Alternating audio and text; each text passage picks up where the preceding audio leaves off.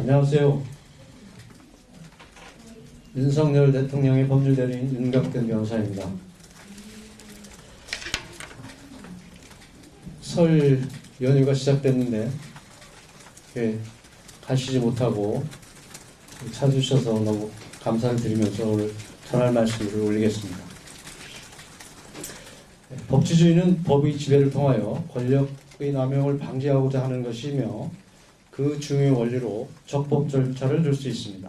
특히 헌법 제12조가 강조하듯 형사 절차의 적법 절차는 인권 보장을 위해 아무리 강조되어도 지나치지 않습니다.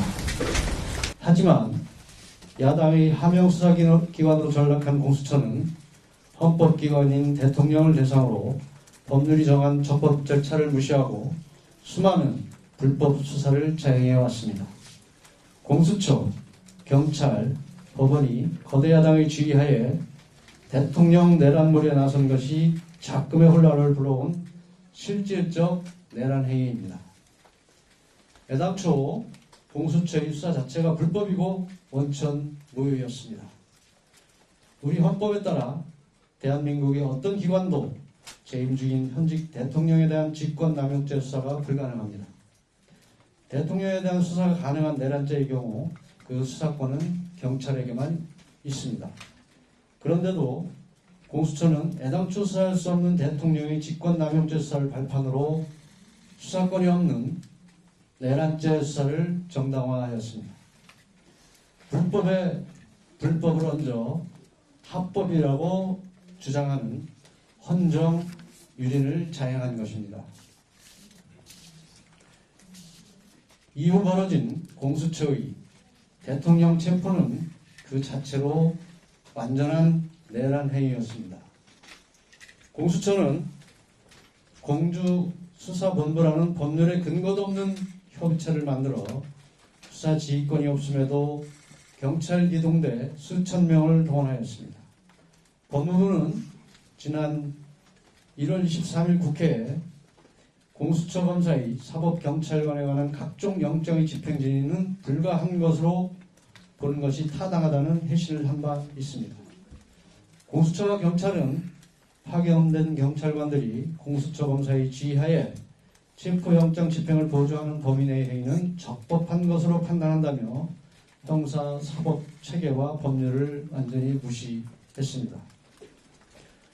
또한 군사시설인 대통령 관저의 시설과 배치를 확인하기 위해 경호처 간부를 불러내 군사 비밀을 유출하도록 하는 불법 행위를 저질렀습니다. 대통령 관저 외곽을 경비하는 55 경비단장 명의 공무를 유지하는 중대한 불법 행위를 저질렀습니다. 엄청난 인력을 동원하여 대통령 경호처를 압박하며 무력화하고 대통령을 불법적으로 체포한 과정 하나하나가 불법의 집합체였습니다. 이 모든 것이 조기 대선을 통해 권력을 찬탈하려는 것으로 이야말로 완벽한 내란죄라 할 것입니다. 일부 법원과 판사는 이런 내란 행위에 동조함으로써 대한민국의 사법체계를 뿌리부터 흔들어 놓았습니다.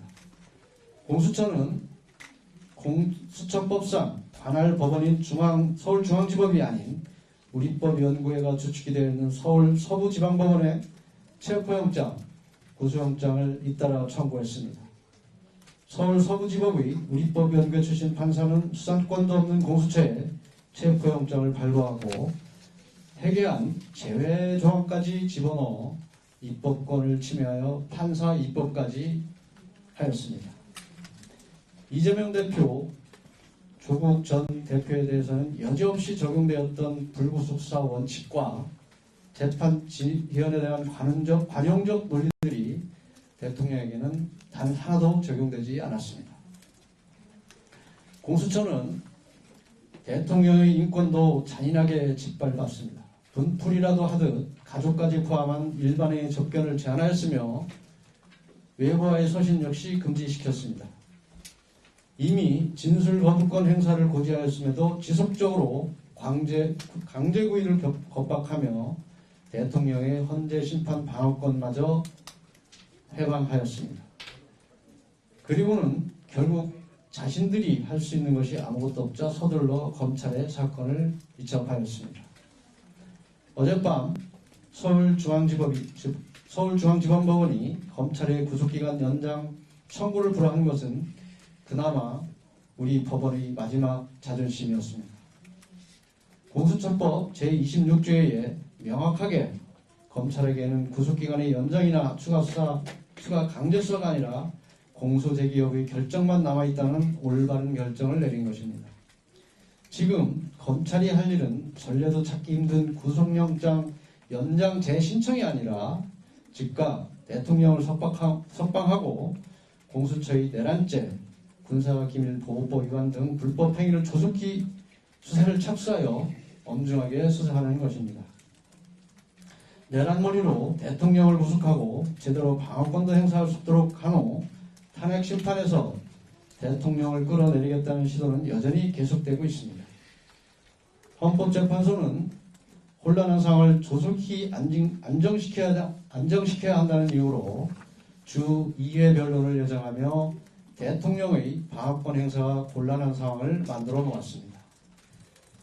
2020년 형사소송법의 개정으로 검사가 작성한 피의자 신문조서조차 당사자가 부인하면 법정에서 증거로 사용할 수 없습니다. 그런데 헌법재판소는 조사 과정에 변호인이 참여했다는 이유로 탄핵 심판에서 증거로 삼고 있습니다. 기일을 일괄 지정하며 당사자들의 의견을 듣도록 한 형사소송법 역시 헌법재판소는 무시하였습니다. 또한 헌법재판관의 배우자가 근무하는 재단의 이사장이 변호인으로 출석하였음에도 기피 사유가 되지 않는다고 하였습니다. 신속한 심리만을 강조하는 것은 결국 졸속 심리로 이어질 뿐입니다. 대통령과 국무위원들, 장군들 사이의 대화는 당사자들만이 가장 정확하게 그 의미를 알고 있기 때문에 대통령이 직접 변론에 나서서 사실관계를 밝혀야 할 것임에도 대통령과 변호인단에게 충분한 준비의 시간을 주지 않고 있습니다. 전체 국민이 선출한 가장 큰 민주적 정당성을 가진 대통령을 짧은 기간의 변론과 심리마로 물러나게 하겠다는 것은 지명된 권력인 헌법재판소가 선출된 권력인 대통령을 무너뜨리는 반헌법적 행위입니다. 이재명 대표에 대한 공직선거법 사건은 쟁점이 단순함에도 공직선거법 제270조가 정한 재판기간에 관한 강행 규정을 한참이나 초과했고 다른 사건들은 언제 1심을 마칠 수 있을지 기약도 없습니다. 피고인의 방어권 행사를 위해 한없이 기회가 부여되고 있습니다. 조국 전 대표 역시 2심에서의 시형 판결에도 불구하고 법정 구속을 시키지 않아 정당을 창당하고 국회의원이 되기까지 하였습니다. 헌법재판소에 진행 중인 다른 탄핵소추 사건들 역시 소추 사실이 특정되지도 않고 야당의 발목 잡기가 명백한 사건임에도 직무정지 기간이 하염없이 길어지고 있습니다. 그러나 유독 대통령에게는 어떠한 절차상의 이유도 허락되지 않고 신속한 심리만을 강요하고 있습니다. 이 정도면 헌법재판소는 최고 헌법기관이 아니라 최고 난타기관이라 해도 전혀 어색하지 않습니다. 지금 대통령은 어떠한 방어권도 허용되지 않는 상황에서 어떠한 불이익도 고스란히 감수해야 하는 참담한 상황입니다. 그에 반해 대통령의 임기 동안 국회를 장악한 거대 야당은 예산 삭감, 입법권 남용으로 행정부의 기능을 마비시키고 헌정 질서를 파괴해 왔습니다. 우리 국민과 대한민국을 위한 민생 예산, 첨단 기술 R&D 예산, 마약 수사 등 사회 안전을 위한 예산을 모조리 삭감하고 시장 경제를 무너뜨리는 법, 국민들 사이의 분열을 조장하는 법, 방송을 장악하는 법을 남발하였고 이재명 대표를 위한 셀프 방탄 입법과 판검사에 대한 보복 입법을 아무렇지도 않게 발의하고 통과시켰습니다. 미사일 방어체계, 드론 등 국방 예산과 에너지 예산을 위한 가스전 개발 예산, 원전 예산도 모조리 삭감했으며 국회 증언법 개정을 시도하여 기업들의 기술 누출 위험을 초래하였습니다. 결국 대한민국 국회가 우리나라와 우리 국민을 위한 것들은 모조리 못하게 해놓고 군사, 산업 분야에서 적국 내지 적국에 가깝거나 경쟁 관계에 있는 북한, 중국, 러시아에 엄청난 이익을 주는 일들만 해왔습니다.